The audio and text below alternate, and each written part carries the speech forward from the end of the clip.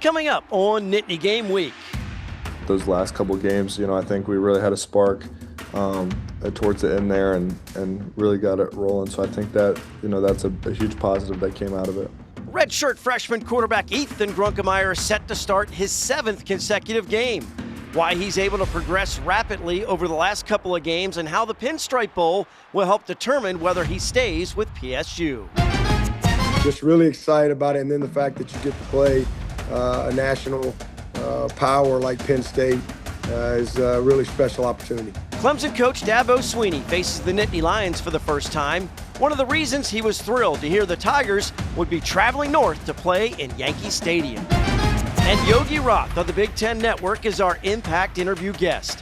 Why he thinks Penn State nailed it by hiring Matt Campbell. This is Nittany Game Week.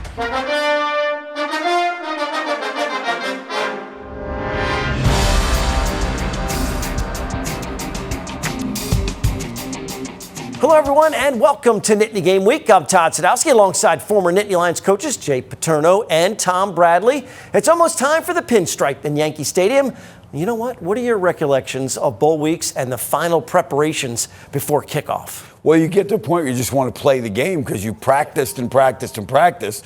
But we did a good job of keeping guys from getting bored. But at some point, you're just ready to go play that game and see what happens. That's because the head coach said, don't get them bored. Put some stuff in, but don't use it unless you absolutely have to. Got to keep their interest. You'll give us a detailed look at their opponent, Clemson, in the scouting report in a little bit. We hear from the interim coach leading the charge for PSU and a few of the players still committed to suiting up for the blue and white in our opening drive. What a long, strange trip it's been for Terry Smith in 2025. Gets a tough assignment to keep this year's team together as the interim head coach, a team playing well below expectations at the time, Jay. Well, no question about it. And certainly coming out of that Oregon game, it felt like a morgue in Happy Valley living there. Everybody felt like the sky had fallen. And the reality is that bled into the next two games. And when the change was made, Terry really came in and kind of asserted his personality on that team, and that team really responded well. He coaches against the number 1 and number 2 teams in the country, almost knocking off Indiana. And here is Coach Smith on leading the team at the Pinstripe Bowl. Super thankful that I have the opportunity to represent my university that I played for. I was uniquely a part of the first time we played against Clemson back in the Citrus Bowl of January 1988. So we've only played them 2 times, and I'm like the common denominator to playing them. It doesn't matter what's at stake. Every bowl game is special and has a finality to it, as many of the players. And this year, coaches will go their separate ways once it's over. The question is, what he's do with the available time to work against Clemson. On offense, they've had a month since Rutgers. They have some guys opting out. They've developed a young quarterback, Grunkemeyer. And Tom, that's going to be the challenge as to how they do on Saturday. One of the things is when you have a lot of this time, sometimes you put in some stuff just to keep the players from getting bored, as you know, and then you do some other things. You get a chance to practice some things. Say, geez, we didn't get it. This looks pretty good. Let's go with it. So you'll see some new wrinkles in this game. And just like we've seen a lot of growth in Coach Smith over the last half of the season, same for Grunkemeyer, Jay. He had to face the top 2 teams in the nation. Won his last 3, actually had a slightly better passer rating than Drew Aller. No question. I think really what helped was the establishment of the run game, and then you got the play action pass, and you were hitting some of those intermediate areas and some of the deeper throws, which then changed really how you had to defend Penn State, and Grunkemeyer really was the beneficiary of that change. Well, one of the things that Coach Smith said he was going to do was make the adjustments in the vertical passing game, and he did that pretty quickly. Grunk responded nicely. He's excited to get back out on the field. First and foremost, finishing on a high note through a challenging season. I think that's the most important thing. And then also just, keeping the momentum going for the guys. From the past couple weeks, I feel like we've been on a super upward trend. So just keeping on that trajectory, and then just based on my future, just nothing decided yet. focused on, this game and then making decisions after that. Coach Smith loves to establish the run, control that line of scrimmage. Who will get the carries is a question, so we could see more passes than usual on the play sheet. And whether it's offense or defense, this is an opportunity for the players that plan on returning next season to showcase their skills. Defensively, that means good tackling, being in the right position, and fast reaction times out on the field. For the fans, it's a little bit like an early spring game where you're going to see some new faces out there. But when you're starting to talk about coming back for next year and building, you want to have that momentum of a bowl win going in. It creates a great environment when you start up again in January for the next year. And I think you'll see a team play really, really hard defensively. That's one of the great things is when you get that last win, there's just something about it because it carries over through the wintertime, the winter workouts. You get ready, you say, hey, we got a pretty good team. We got a chance to be really, really good. Clemson's quarterback Cade Klubnik indicated he will play in the game, so there's definitely a challenge ahead for the defense, especially the secondary, against a guy who can run with plenty of arm talent. Playing in Yankee Stadium, I grew up a Yankees fan as well, so going to those games with my pop was always awesome. And and my pop's my why really for why I keep on doing all this stuff and try to keep on pushing forward. Just being able to play my last game for the Penn State and Nittany Lions in Yankee Stadium it's a true honor. The kickoff is at noon at Yankee Stadium. Should be a lot of fun for the guys suiting up and hopefully a competitive game for the fans. Yeah, not easy to know who would win a fight between a lion and a tiger. We can try and figure that out, how to best attack their defense. Our coaches break down Clemson's concepts in our scouting report when we return. More Nittany Game Week is on the way. The opening drive is sponsored by R&R Express. Every shipment moved contributes to autism research and inclusion through the Excel Foundation. Learn more at wearerr.com. Nittany Game Week is brought to you by West Shore Home, official partner of Penn State football. Welcome back to Nittany Game Week. Go back to late August. No one would be surprised to hear Penn State is facing Clemson in the postseason. The Shockers, they're squaring off in the Bad Boy Mowers Pinstripe Bowl. PSU preseason number 2, the Tigers preseason number 4. Coach Bradley, Coach Paterno. Clemson has almost 30 players out in this game. Hard to scout the guys at this point. Important to understand their concepts. No question about it. And it is New York. It is baseball. But as the son of a former Ebbets Field usher who did not like the Yankees, and as a Red Sox fan, no way I'm putting on a Yankees jersey, so I got my Jackie Robinson throwback back when we go to New York. But let's talk about the opponent heading up. Tigers of Clemson are playing Penn State, so let's talk about them.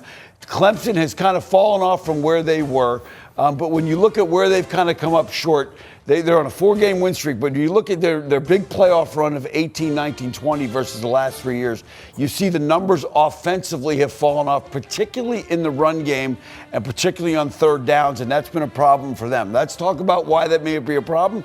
Let's look at some of the guys you want to take a key on. The quarterback is back. The running back is a big bruiser. The wideout, Zero, is a tough matchup. He plays Wildcat, does a number of things for him, but where they've had problems is the offensive line, Tom. 6 different combinations. Too many combinations has come up. That's the one place that they really have fallen off. And I think a lot of it has to do with it's not just personnel. It's getting the guys in the right places. And as you know, they're moving a lot of people around. Yeah, and that's tough to do. Let's talk about the run game. They've had some success in the run game, but the difference has been they don't have that big play back. The tailback they have is a 6'2", 230 bruiser, so you're going to have to bring it when you come to tackle him. They try and get him north-south and do some things on the perimeter, but when he gets north and south, Tom, you better get your shoulder pads down.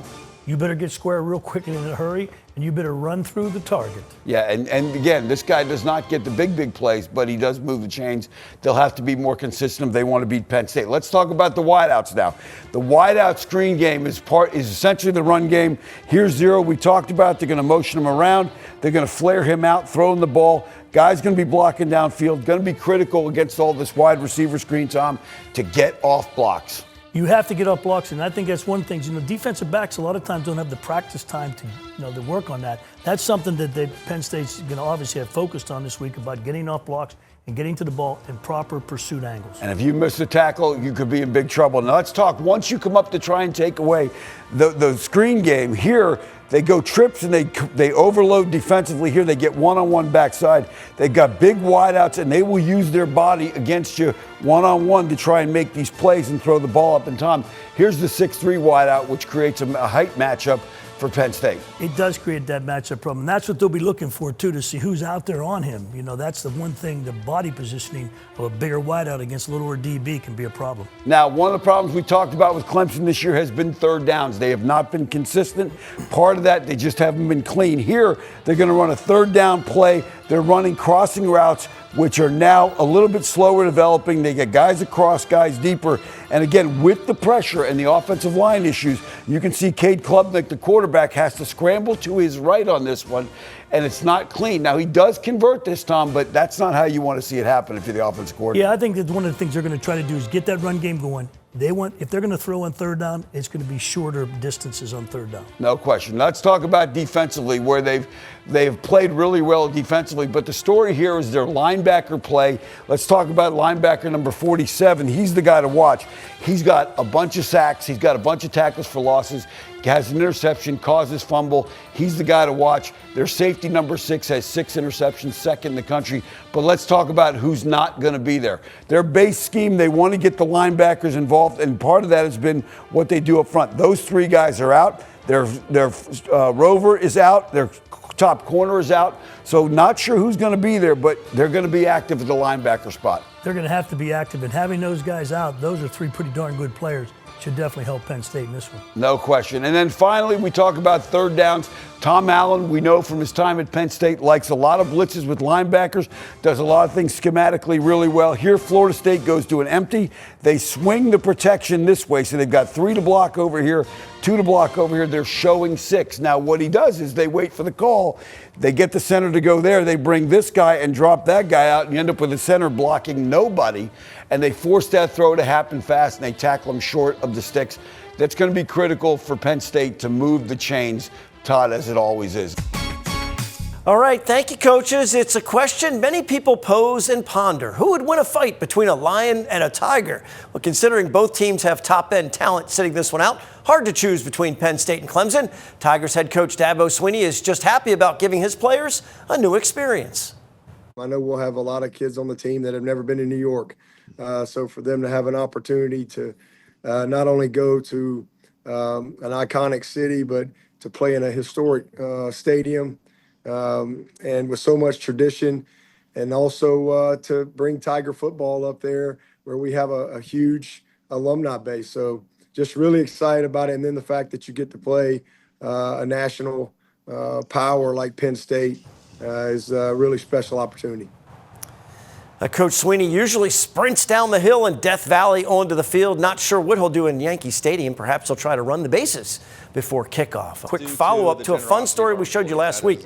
West Shore Home makes a $10,000 donation to the U.S. Marine Corps Toys for Tots program at their company's headquarters in Mechanicsburg. Now, they sponsored a shopping spree last week with Penn State football players doing the shopping for kids in central Pennsylvania. This donation caps off the company's toy drive, where employees donate thousands of toys for children in need. Up next, our Impact interview with Scranton native and Big Ten Network analyst Yogi Roth. Why he thinks Matt Campbell is a perfect fit for Penn State. Nittany Game Week returns after this. Impact Interview is sponsored by the Pocono Mountains, where small-town charm meets big adventures. Book your trip today by visiting PoconoMountains.com. We are back on Nittany Game Week. Time for our Impact interview, and it's always fun to catch up with Scranton, PA native Yogi Roth, now with the Big Ten Network, was an assistant coach at USC. He played wide receiver at Pitt, award-winning filmmaker, also an author. Let's get right to it, Yogi. Penn State, one of the teams that needed to bring in somebody during this cycle of coaching hires. What kind of fit do you think Matt Campbell is in Happy Valley? Oh, I think it's incredible. I think anybody who's tracked the sport knows what Matt Campbell's path has been, you know, from Pitt to Mount Union to where he obviously landed eventually at Iowa State. And I called an Iowa State game last year, so I got to spend time with he and Taylor Mauser and a lot of members on the staff that'll find their way to Happy Valley. And you're just so impressed You know, his name was circulating when the SC thing was popping, when Lincoln Riley took the job a couple years ago. So you started doing a little bit more dive, thinking he might come to the league that you're covering at the time. But then when you saw that happen, number one, I thought they nailed it. Number two, after his press conference, then you start following all the things that he's doing within the facility, or talk to people on the staff, or those that might even be in limbo.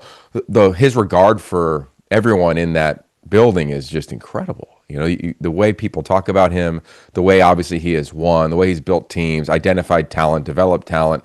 And then I think that the best part of it all was, and this is, I think, you know, Coach, you probably agree, when somebody lands a job that they've looked at their entire careers and it becomes reality. And we've seen that with, you know, the coordinators in this cycle. We've seen that with head coaches in the past, but to see it happen here in this regard with his family nearby, like, you couldn't help but be like, yeah, I'm a root for this man in every step of the way. So a wild search, but as the dust settled, I think Penn State's going to come out really looking impressive with the right guy for the job.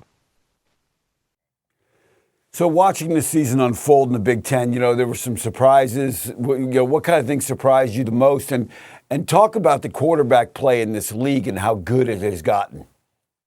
Yeah, well, if you go back to media days, I was sitting on set with Jerry DiNardo and Dave Revson, our Big Ten Network crew. And, you know, you kind of make a big proclamation for the year. And mine was, I thought it was going to be the best year in the history of the Big Ten at quarterback. And I haven't been covering this league for the history of the league, but I've been around it growing up in Scranton, Pennsylvania. I've watched Big Ten football my whole life, and it just felt like it never had the depth. And then jumping into the league 2 years ago, my biggest critique of it was I just thought the quarterback play was disappointing, you know, across the board. Like, you just didn't see it at an elite premium level. And you looked at it this year, over 30 games were one-score games in conference play. And it went the way of the quarterback, whether that was Drake Lindsey on a game-winning drive, or Dylan Raiola making a play late, or UCLA and Nico Imaliava making a play late. Like, you just kind of can turn the TV on, whatever channel, and it felt like once you got to conference play, these games were really tight for the most part, and it was. And then you watch Fernando and Julian duel in the Big Ten title game, and you're saying, yep, this is not only just the most premier league from the top, you know, you look at winning national championships, but I look all across it, and it'll change again, right? We all know what's happening. I mean, you wrote the nonfiction, or excuse me, the fiction book about the portal and all the chaos that happens with your book Blitz, but part of that is also reality. So I think there's a desire to come play in this league. I talked to a lot of the quarterbacks during the cycle last year that found their way to the Big Ten, and a huge pull was, I want to play in this league. So, Yogi, after year two of West Coast teams in the Big Ten, what positives have they brought into the league on the field, and where might those schools have to improve? Well, I always felt that once NIL became a thing and the portal became active, there was just going to be desire for players to see what was going on out west, whether that's media and marketing opportunities in a city like Los Angeles, where I reside with USC and UCLA respectively, whether that was Seattle and all the Fortune 500 companies that exist in that great city. And then you look at Eugene and the brand they have. I thought they were going to start to potentially climb some of these blue blood, long-time brands in the Big Ten. And I don't know if they're just leapfrogging people, but they're part of the conversation, right? But I also look at Oregon, and you think of the Big Ten now, and I get that it's Ohio State, Michigan, Penn State, Iowa, Michigan State. Like, there's historicals, but you cannot ignore what they've done on the field, undefeated in year one, only one loss in league play in year two, and I think they are a dark horse here where we sit in the college football playoff to make real noise. So I think that the league's only growing. Then you look at the young talent in Seattle, Damon Williams. We'll see what happens with Denzel Boston. You look at this young offensive line. They got true freshmen playing on the offensive line to tackle and guard. I mean, they look good defensively. They're flying around. They dominated Boise State in the bowl game. I mean, they look the part. And Jed is, to me, I've known him for almost 20 years now. He's a dear friend, but he's a heck of a ball coach. And then at UCLA with Bob Chesney now coming in, he's my favorite stat of Coach Chesney. He's coached in 183 games in advance to this year's college football playoff as a head coach. So the reps, Coach, you know this, on the sideline, in situational football, managing a team, I don't care where you're doing it, but to be able to do that at his age, I think is going to bode really well for the Bruins. And again, the ripe recruiting ground here in Los Angeles. These four teams aren't slowing down. Three of them have taken big steps. Always enjoy Yogi's insight on all things college football. You can consume all of our Impact interviews on our website, NittanyGameWeek.com. Don't go anywhere. Still to come, Tom hands out a scrap medal to a human snowplow that really knows how to clear a path on the football field. We're heading into the final minutes on Nittany Game Week. Nittany Game Week is brought to you by West Shore Home. Scrap Metal is sponsored by Burke and Bradley Orthopedics. Located in Pittsburgh, Burke and Bradley Orthopedics is a comprehensive sports medicine practice, providing patients with the most current and innovative approaches in diagnosis and treatment. The offensive line is one big cohesive unit. Number 71, redshirt junior Venga Ioane stands out among the crowd, Tom. Sure does. 6'4", 323 pounds. That's if he doesn't eat dinner. You never notice how often the Nittany Lions run to the left side in must-have situations. That's because they can count on Venga to clear the way for the record-breaking running backs. He earned second-team All-American status for his work at the line of scrimmage and this week's scrap medal. He did not allow a sack this season and is already declared for the NFL draft. It's trivia time. Last week's question: which eventual Heisman Trophy winning quarterback holds the national record for total offense and passing yards in a bowl game in a losing effort against Penn State? Ty Detmer of BYU in the 1989 Holiday Bowl went on to win the Heisman Trophy in 1990. He had 594 yards of total offense against Penn State and lost 50-39. Let's turn to this week's question. This will be Penn State's second game in New Yankee Stadium. They also played 2 games in Old Yankee Stadium dating back to 1923. Which other New York City baseball ballpark has Penn State played football in? A couple of goals we have here on the show, and one of them is to bring PSU fans and alumni together with our Nittany Connect network at NittanyGameWeek.com. We partner with businesses that support the show and let our viewers know about their great products and professional services. You can visit NittanyGameWeek.com for all of our web exclusive content, the air times for all of our network of stations, previous episodes, and this is year 5 of the program, so of course our impact interviews are there as well. It's all one convenient location, NittanyGameWeek.com. And we always finish with some pride picks. You can submit yours on our website and then keep an eye out. We may just use them here on the show. For Jay and Tom, I'm Todd. Thanks so much for watching Nittany Game Week. Enjoy the Pinstripe Bowl and have a safe and happy new year. We'll see you in 2026.